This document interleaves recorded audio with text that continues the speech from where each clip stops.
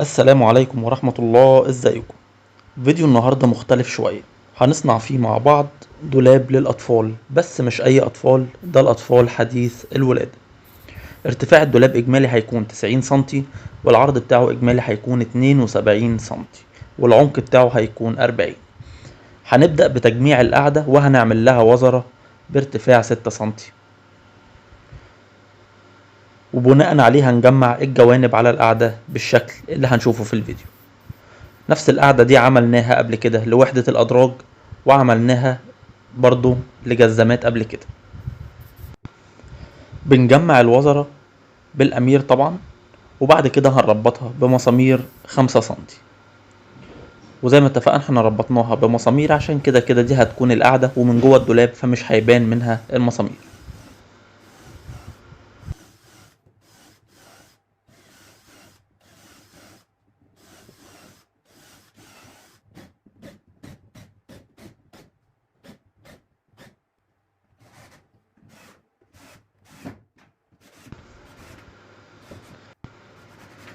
نيجي للخطوة اللي بعد كده وهي فريز الظهر.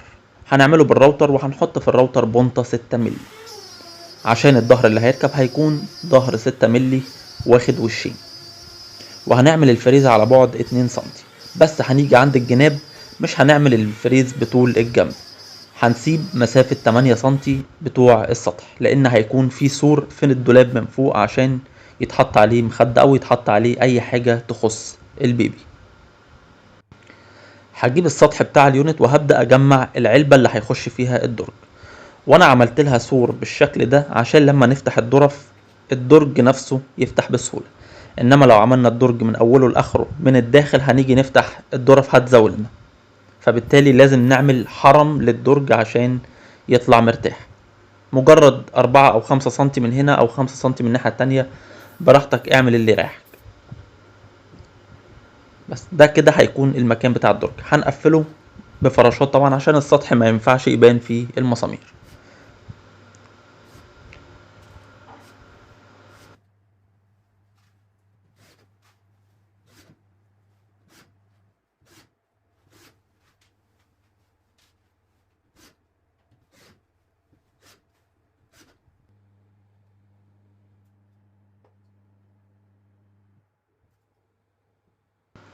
بعد كده هنجمع باقي علبة الدرج من تحت بسلختين 7 سنتي أو 8 سنتي، مش لازم نحط مسطح كامل.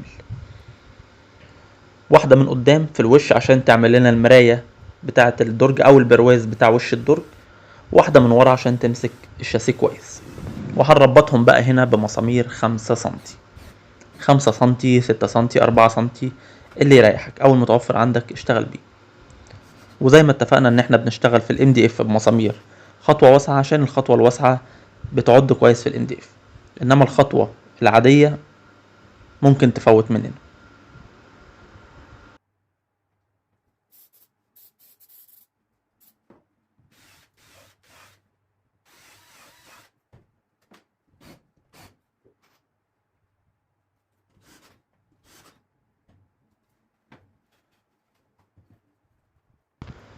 هنجيب الجناب وعلى بعد 8 سنتي، وتحت ال 8 سنتي هناخد قيمة الخشبة، وهنبدأ نحط سلخات كونتر او سلخات ام دي اف. انا هنا خدت كونتر عشان تكون قوية، وبناء عليه السلخات دي هيقعد عليها البوكس بتاع الدرج واللي هو نفسه السطح بتاع الدولاب الصغير. هربطها بمسامير 3 سنتي في الجنب. بعد كده هجيب القاعدة وهثبت فيها الفراشات اللي هتمسك الجوانب، كل جنب هيتمسك بفراشتين كفاية.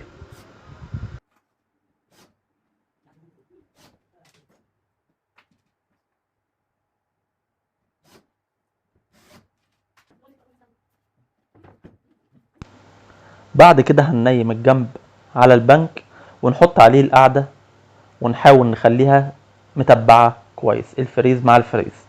وبعد كده هنبدأ نربط الفراشات في الجنب ونفكهم من بعض، وبعد كده ناخد الجنب التاني نعمل فيه نفس العملية.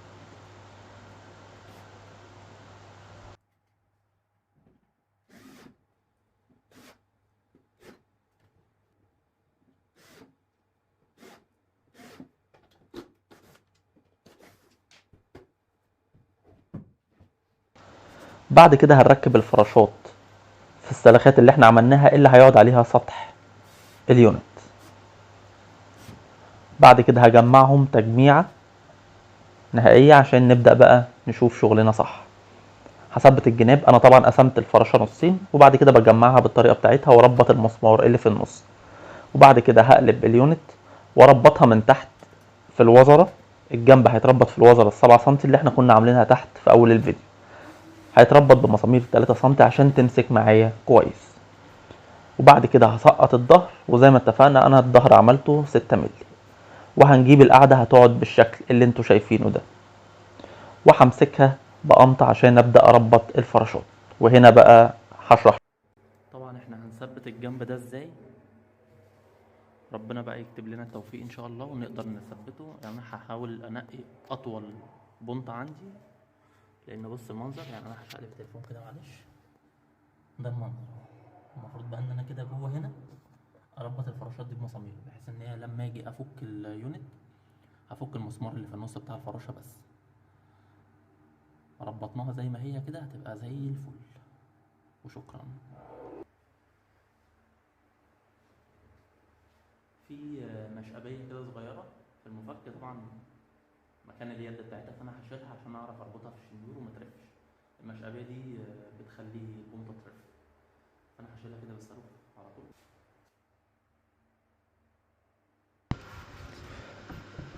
وبعد كده هنبدأ نربط الفراشات في السطح، وهربطها بمسامير 1.5 سنتي خطوة واسعة، لان لو 2 سنتي احتمال كبير جدا المسمار يبرز من السطح.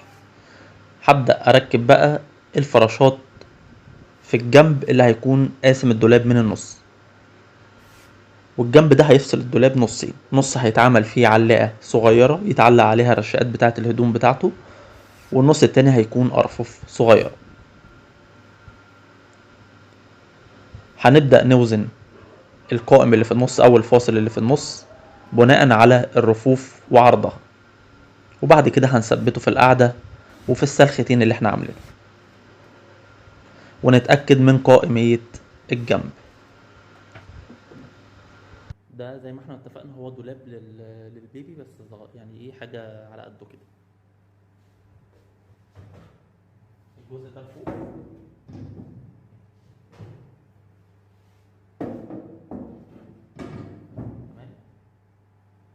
زي ما انتم شايفين، وهنا هنعمل زي رشاقة صغيرة كده يتعلق عليها الحاجة بتاعته.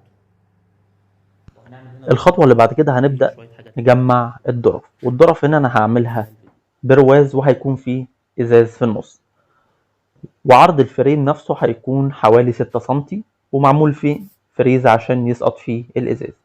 وهجمع الفريم بزاوية 45 طبعا عشان يكون شكلها شيك. بجمعها زي ما انتوا شايفين بالامير والمصلح، والامير ده كويس جدا وبيكون قوي. وبعد كده هدعم الزوايا دي بكوايل 6 مللي تمسك لي بس الزاويتين في بعض، وطبعا بسقط في الخرم بتاع الكويلة امير برضه.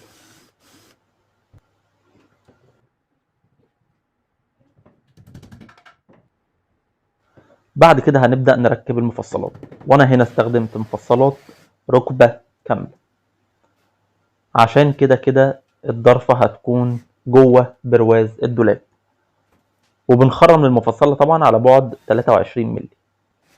بعد كده هبدأ احط السيليكون بتاع الازاز، طبعا مش هثبتها بمسامير، انا هثبتها بسيليكون افضل عشان تمسك لي الفريم كمان يكون اقوى. وبعد كده هحط الازاز واحط عليه سيليكون من فوق، وانا هنا استخدمت سيليكون ابيض. نيجي بعد كده للخطوة اللي قبل الأخيرة، وهي تركيب علبة الدرج. هنبدأ نجمعها بمسامير 5 سنتي خطوة واسعة، بس أنا مبدئيا بجمعها بالأمير زي ما احنا عارفين،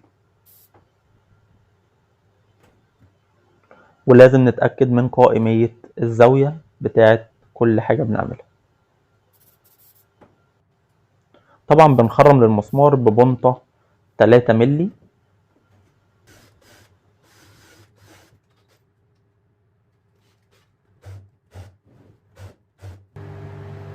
انا عامل في الجنب مسمار واحد عشان الجنب نفسه 9 سم، لو عملت فيه مسمارين ممكن يشرخ.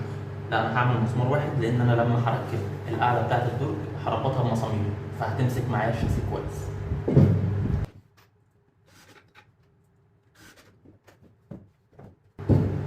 طبعا زي ما احنا واخدين بالنا انا نسيت اركب. بعد ما قصينا القاعده بتاعه الدرج هنبدا نحطها في مكانها، وهثبتها بالامير وهدبسها من تحت بالدباسه.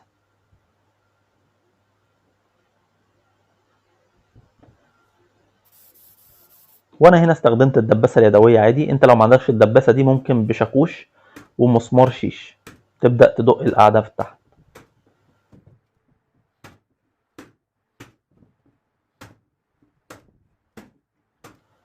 وبعد ما علقنا الدرج في مكانه، واحنا شرحنا فكره تعليق الدرج دي كتير، هنبدا بقى نثبت وش الدرج. وانا عامل الخلوص بتاع الدرج في الكامل 3 مللي. هنبدا نثبته بالامير بس مؤقتا. طبعا ممكن تثبته بدبل فيس، ممكن تثبته بمسدس شمع، زي ما تحب ثبته.